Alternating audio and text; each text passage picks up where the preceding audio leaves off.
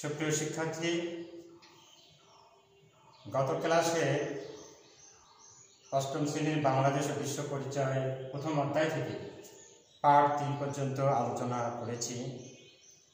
এখন তোমাদের সাথে প্রথম অধ্যায়ের পার্ট 4 অংশবিশেষ আলোচনা চালিয়ে যাব। পার্ট 4-এর যে শিরোনাম সেটি হচ্ছে ইস্ট ইন্ডিয়া কোম্পানির শোষণ ও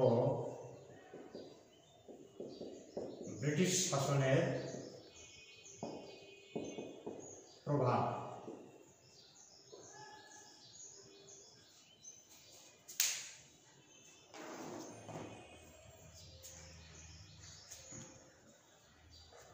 আমাদের সেই ঔপনিবেশিক শাসনের কাল শুরু হওয়ার পর থেকে বহিরাগত যে শক্তি, যে বিশেষ করে ইউরোপীয় শক্তি আমাদের দেশে আসে, তাদের মধ্যে বাণিজ্য করার জন্যই তারা এসেছিল এবং এই কোম্পানিগুলো গড়ে আমাদের দেশের অর্থনীতি, রাজনীতি, সামরিক দিক দিয়ে কীভাবে তারা প্রভাব সৃষ্টি করে এবং এর ফলশ্রুতিতে পরবর্তীতে ব্রিটিশ শাসন আসে এবং ব্রিটিশ শাসনের প্রভাব কীভাবে কার্যকর হয় তারই আলোচনা নিয়ে তোমাদের সঙ্গে এখন উপস্থিত হয়েছি।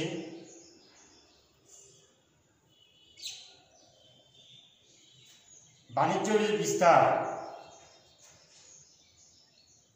ঔপনিবেশিক যুগটা শুরু হয় বহির বিশ্বে, বিশেষ করে ইউরোপীয় শক্তিগুলোর মধ্য থেকে আমাদের দেশে বাণিজ্য করার জন্য অনেকে আসে। তো সেই জন্য বাণিজ্য বিস্তারের যুগ থেকেই আলোচনা আমরা চালিয়ে যাব। বাণিজ্য বিস্তারের যুগে ইউরোপের প্রভাবশালী নৌশক্তির অধিকারী দেশগুলো সম্পদের সন্ধানে বহির্বিশ্বে বেরিয়ে পড়ে। এদের অধিকাংশেরই লক্ষ্য ছিল পূর্ব দেশ, বিশেষত Bharatvarsha.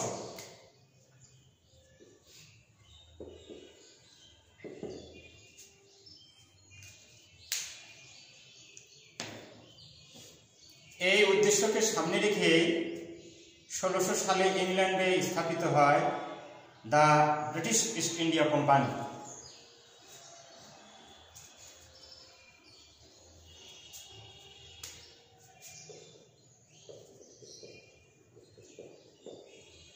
British east India company এটা গঠিত হয় 1600 সালে।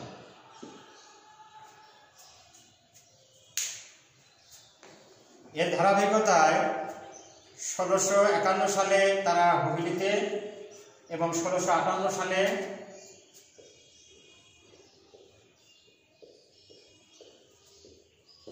হুগলি, 1658 সালে কাশিমবাজার,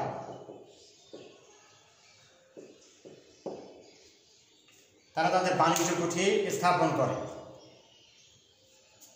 এরপর ডাচ ইস্ট ইন্ডিয়া কোম্পানি, এটা আরেকটি নৌশক্তির অধিকারী দেশ। ডাচ ইস্ট ইন্ডিয়া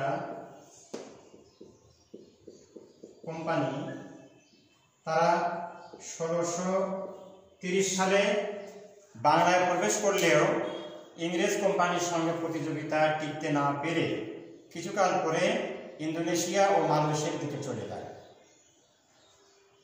এরপর ফ্রেঞ্চ ইস্ট ইন্ডিয়া কোম্পানি এরা 1664 সালে এটা প্রতিষ্ঠা করে ফরাসিরা। ফ্রেঞ্চ ইস্ট ইন্ডিয়া কোম্পানি 1664 সালে প্রতিষ্ঠা করে বাংলায় প্রবেশ করে এবং চন্দননগর ও চুচুড়ায় তাদের শক্তিশালী ঘাঁটি স্থাপন করে।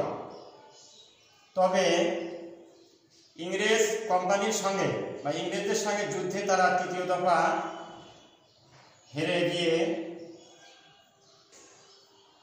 তারাও প্রায় 100 বছরের বাণিজ্য গুটিয়ে নিয়ে ইন্দোচীনের দিকে চলে যায়।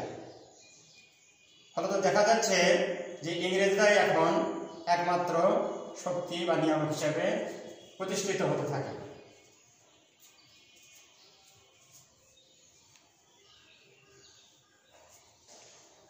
আমরা দেখি যে ইস্ট ইন্ডিয়া কোম্পানির মধ্যে British east India company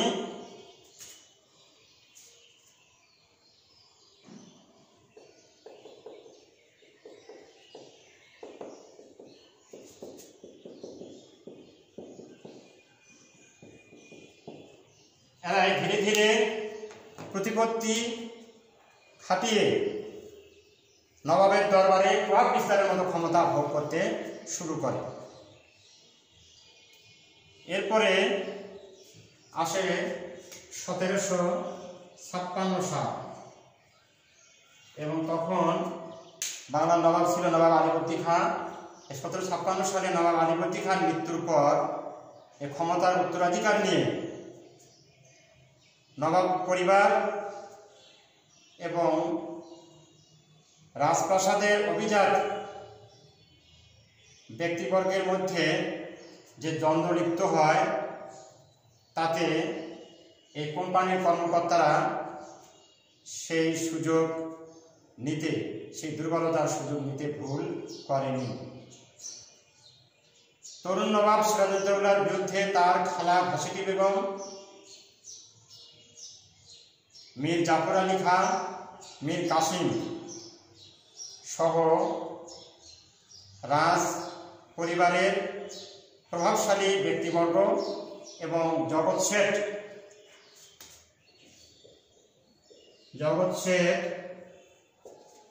Umichand,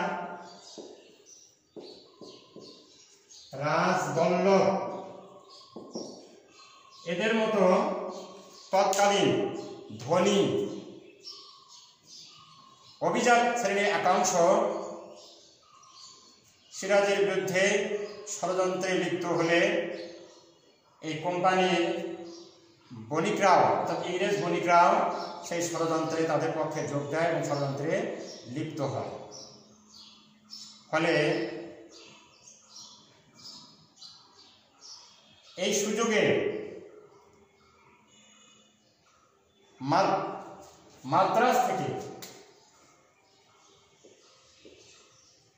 Madras থেকে সৈন্যবাহিনী নিয়ে এসে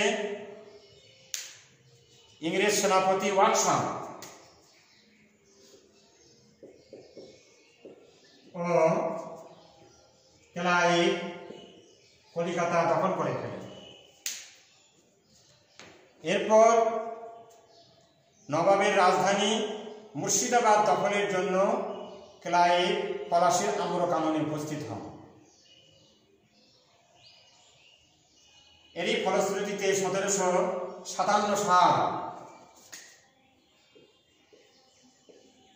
23 জুন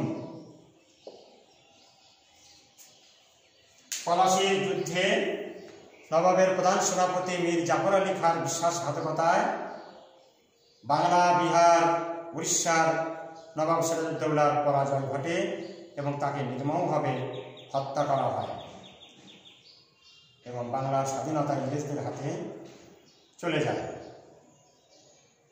এই বিজয়ের পর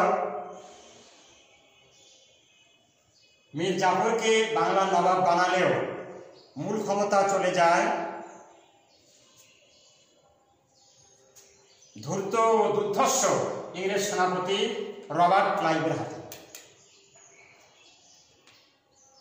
শেষ পর্যন্ত রবার্ট ক্লাইভ 1765 সালে